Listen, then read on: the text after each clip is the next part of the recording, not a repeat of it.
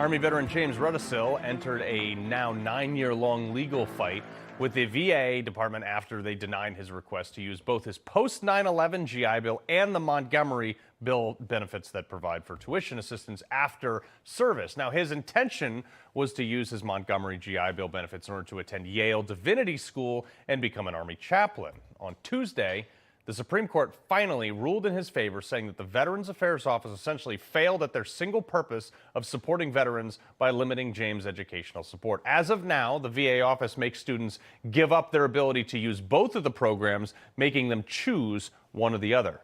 Ketanji Brown Jackson, of all people, who spoke for the majority, said, quote, if service members serve for long enough, they may be entitled to both, but argued that they cannot be used at the same time or for longer than 48 months. Tommy Marquez, Navy veteran, and obviously helps a lot of veterans go through this very process with his consulting firm, and Robert Wilkie, former Undersecretary of Defense and Secretary of the VA. Tommy, I'll go to you first on this. You help untold number of veterans access benefits that are owed to them, and oftentimes these people at the VA, they tell you to pound sand, and you have to negotiate with them to get what is owed to the veteran. Is this a big win? It's an absolutely huge win, and when I was working in Congress, you're right. I absolutely helped probably a couple thousand veterans get their benefits, including kind of the expansion of the GI Bill, such as these benefits here. It is extremely difficult, and veterans struggle with it all the time. To this day, I'm still contacted by veterans on my social media asking for assistance. Yeah. So, Secretary Wilkie, the bigger thing is, too, obviously, when you were there, you cleaned house. You got rid of 8,000 bad ops, and the Biden administration hired them right back. But does this actually move the needle? Are these people really going to say, oh, we got this Supreme Court decision, we got to do exactly what they say, or they're just going to do whatever they want anyway?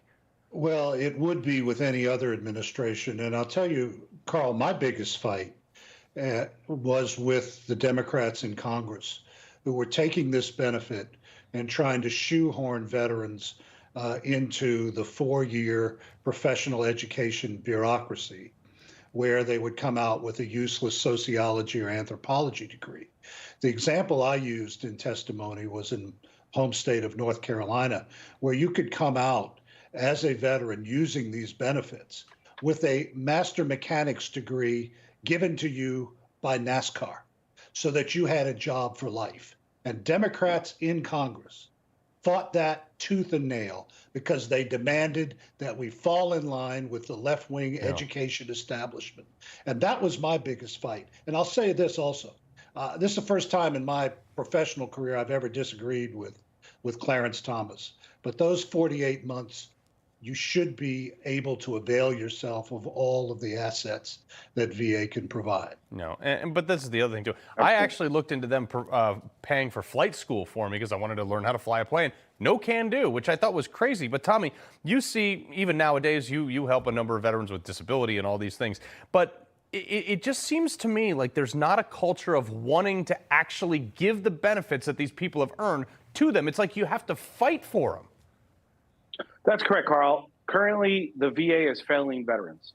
And that's why, I've dedicated, even post my congressional career, just putting out videos on how to fight this, how to use your members of Congress. Where do people find that, by the way? Because those are helpful. Well, yeah, thank you. At any of the social media sites, YouTube, LinkedIn, Facebook, it's at Tommy Marquez Consulting. I just put out free videos. I don't try to sell anything to anyone. Just on how you can work with your member of Congress, what the actual rules are. There's so much misinformation. And I want to applaud the secretary. He did a great job when he was secretary. And one of the big things that people don't understand, I did this video, Mr. Secretary, just the other day, and it got like 20,000 views. A lot of veterans don't know, especially if they get these additional 12 months. This is a huge deal. You don't have to go to a traditional college. You could go to a technical school, learn to do cybersecurity, coding. Cybersecurity and coding, a 6-month certification pays more than most degrees. Yeah, Mr. Secretary, I want to give you the last 10 seconds. No, that's absolutely right. We need to put veterans where they want to be, not where the Washington bureaucracy wants them to be. That was the promise Franklin Roosevelt made when he signed the GI Bill on June 22nd, 1944.